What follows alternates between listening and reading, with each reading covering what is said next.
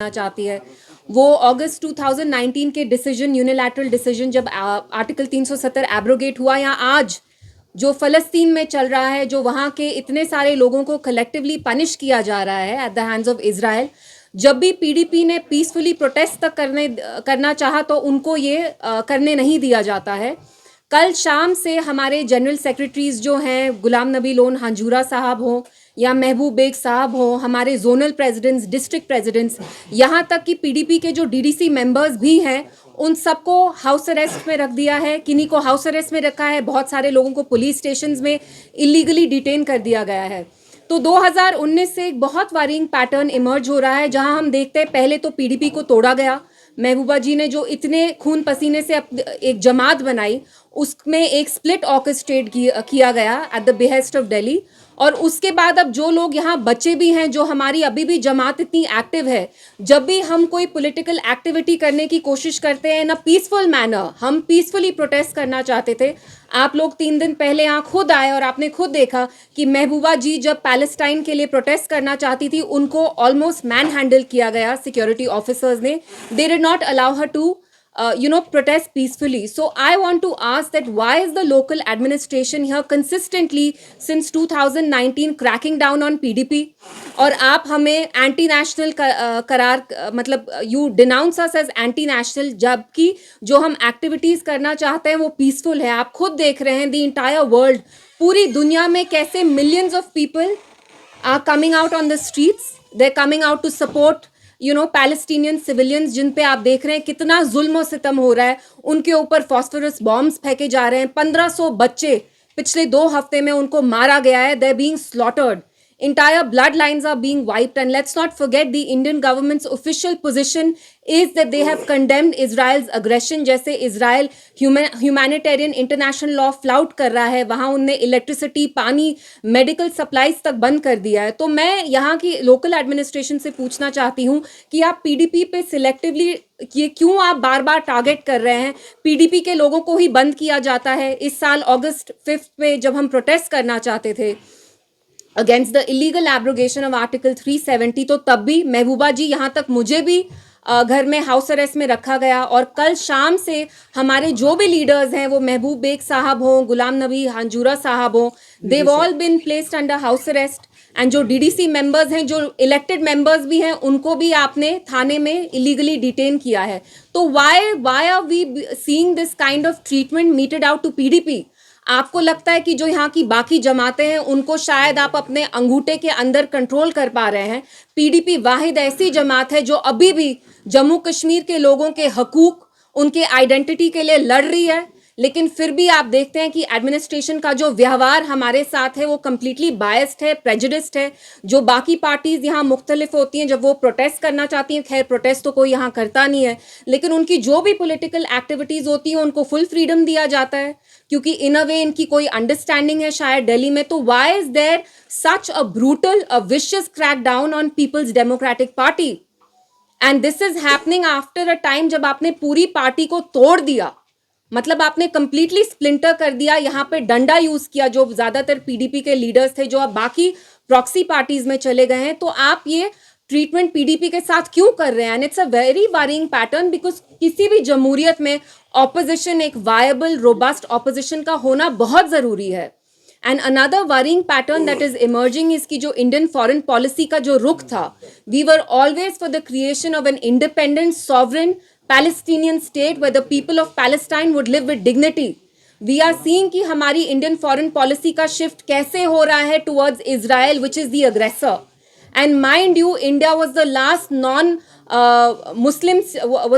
non-Muslim state to accept Israel, to recognize Israel as the state, and it was one of the first non-Muslim, non-Arab states to recognize PLO, which was the Palestinian Liberation Organization. So these are questions that I want to ask the administration कि आप बाकी जमातों को full activity करने देते हैं, वो drugs पे बात करते हैं, कॉन्फ्रेंस करने देते हैं, वो मतलब एम्प्लॉयमेंट, बाकी इश्यूज होते हैं उन पे आप बात करने देते हैं, तो आप बस पीडीपी पे ये क्रैकडाउन क्यों कर रहे हैं? हमारे लोगों को, हमारे लीडर्स को, हमारे वर्कर्स को एंटी नेशनल क्यों आप डेनिग्रेट करते हैं? Denounce, why are you denouncing us as anti nationals? Is it a crime? Is it a crime to, protest in a peaceful manner? It is my fundamental right. हम में से जो भी यहाँ बैठे हैं, हमारा फंडामेंटल राइट बोलना ही नहीं है. It's not just the freedom of right of expression, it's also the freedom of right to protest peacefully. It's a safety valve for a democracy.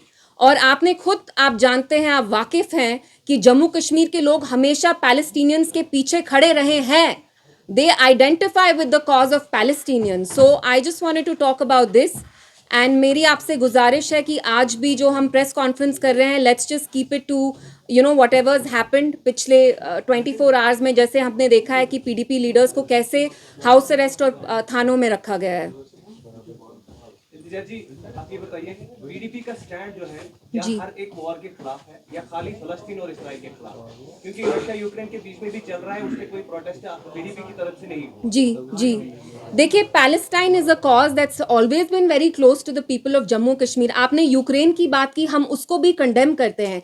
Selectively कहीं भी वॉर को या कॉन्फ्लिक्ट को कंडेम करना बहुत गलत चीज़ है. और मैं वही कहना चाहती हूँ कि जो सुपर पावर्स हैं इस मुल्क के, जैसे I mean of this world, like US, and even India is a huge rising power. Why does US selectively condemn what's happening in Ukraine? But आप खुद देखिए, फलस्तीन में 1500 से 2000 बच्चे, उन पे फॉस्फोरस बॉम्ब्स गिराए जा रहे हैं. आप पूरे फैमिली लाइन्स को निकाल रहे हैं. सो one should not selectively condemn any conflict or war, because किसी भी वॉर में वो बच्चे हों, औरतें हों, आदमी हो, they suffer a lot.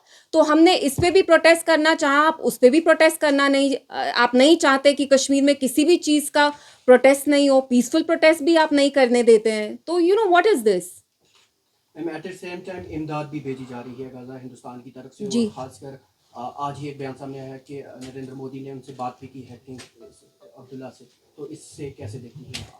देखिए, वही तो दोगलापन है. मुझे समझ में नहीं आता कि इंडियन फॉरेन पॉलिसी, आप जो स्पोक्स पर्सन है, अरिंदम है उनका नाम, उनने कल कहा है कि it's always been a cornerstone of Indian foreign policy to support a viable independent Palestinian state for the people of फलस्तीन, की वो डिग्निटी से अपनी जिंदगी जिए. कल आपने उनको रिलीफ एड मटेरियल भी भेजा. तो आपको क्या प्रॉब्लम है? अगर हम, आपका स्टैंड तो इंडिया का यही है that you stand with the people of Palestine. अगर जम्मू कश्मीर में हम as a Jamaat, as a political party, even as civilians we want to protest, what is the problem? Issue क्या है यहाँ पे? आप किसी भी, मतलब हम पे जो जुल्म होता है, हम पे एज एन जम्मू कश्मीर के लोगों पे 2019 पे, उस पे बोलने का हक नहीं है आपको, उस पे बोलने का फ्रीडम नहीं है. अब अगर किसी और कंट्री में लोगों पे इतना ऑपरेशन हो रहा है, हम उसके खिलाफ भी नहीं बात कर सकते हैं. सो you are snatching our fundamental rights. The right to protest peacefully, the right of expression are all fundamental rights.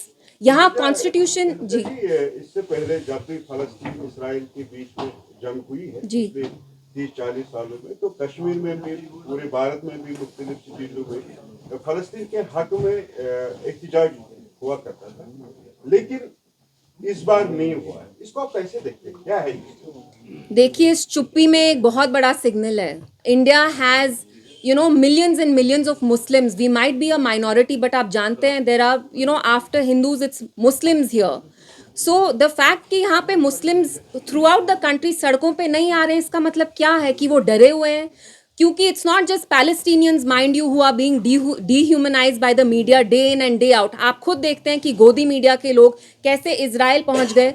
आपके मणिपुर में इन योर बैकयार्ड वहाँ आग लगी हुई है, वहाँ पे औरतों का कैसे रेप हुआ है, कैसे वहाँ क्राइम्स हो रहे हैं, वो आप कवर नहीं करना चाहते. इजराइल जाके आप कवरेज कर रहे हैं. रहा सवाल आपने मुस्लिम्स का पूछा, जो इंडिया में माइनॉरिटीज हैं, दे आर स्कैर्ड. इंडिया में जी, का सपोर्ट रहा है फलस्तीन के साथ, जी, जैसे आपने भी बोला है जी, कि पिछले सालों में अगर हम देखेंगे, जब भी फलस्तीन और इसराइल के बीच में कुछ होता था, तो यहाँ पे फ्रीली, यहाँ हमारे कश्मीर में भी और पूरे भारत में भी, हर एक स्टेट में हिंदू मुस्लिम सब फलस्तीन के हक में एहतजाज करते. बिल्कुल बिल्कुल. आज क्यों नहीं हुआ? इस बार नहीं हुआ पूरे भारत में, सिर्फ कश्मीर की बात में नहीं करता. देखिए, क्रैकडाउन इंडिया में पिछले 4 सालों से सिविलियंस, मीडिया पे, आप लोगों पे कितना क्रैकडाउन होता है? आप सारे यहाँ जम्मू कश्मीर कवर करते हैं. मुझे सच में बताइए, आपके सर पे तलवार नहीं है? आपके सर पे पीएसए की तलवार नहीं है? यूएपीए की तलवार नहीं है? Kashmir had such an active civil society. India also had such an active civil society. Stan Swami जो एक जेसुई प्रीस्ट थे, आपने खुद देखा वो जेल में कैसे घुट घुट के मरे. तो लोगों को पूरे मुल्क में अभी बहुत डर है. उनको लगता है कि अगर आप सड़कों पे आके किसी के बारे में भी प्रोटेस्ट करें, आपको जेल में डाल दिया जाएगा. Whether it's under anti-terror law or they will use ED or CBI or one state agency or the other. So I would say कि जो Indians हैं वो अभी बहुत डरे हुए हैं. They understand कि BJP government is has launched an extreme crackdown on people when they protest. So शायद उसी डर की वजह से वो सड़कों पे अभी नहीं आ रहे हो. Ma'am, how do you see the statement initially given by PM Modi against the Israel? Now his statement is pro-Palestine. So how do you react on this statement? देखिए, जैसे मैंने कहा, इंडिया का हमेशा traditionally stand, not just from Nehru जी's time, from Gandhi जी's time, has been to stand with the people of Palestine. Because we see कि Palestine में कैसे millions of people are being displaced. उनको इनह्यूमन तरीके से, आपने खुद देखा इजराइल के जो डिफेंस के चीफ थे वो उनको ह्यूमन एनिमल्स बोलते हैं. उनके बच्चों को चिल्ड्रन ऑफ डार्कनेस बोला जाता है. तो आई अप्रिशिएट जो इंडिया की तरफ से एड गया. But I guess the Indian establishment at some point should remember that we have always supported the cause of Palestinians. We should not forget that. आप अपने इलेक्टोरल पॉलिटिक्स के मामले में अगर आप पैलेस्टीनियंस को डीह्यूमनाइज करना चाहते हैं, फॉरेन पॉलिसी चेंज करना चाहते हैं, that's a very worrying thing. Constitution तो यहाँ पिछले 10 साल से अब अंडरमाइन हो ही रही है. अब आप अगर फॉरेन पॉलिसी का रुख भी बदलेंगे तो that's extremely disconcerting. Thank you.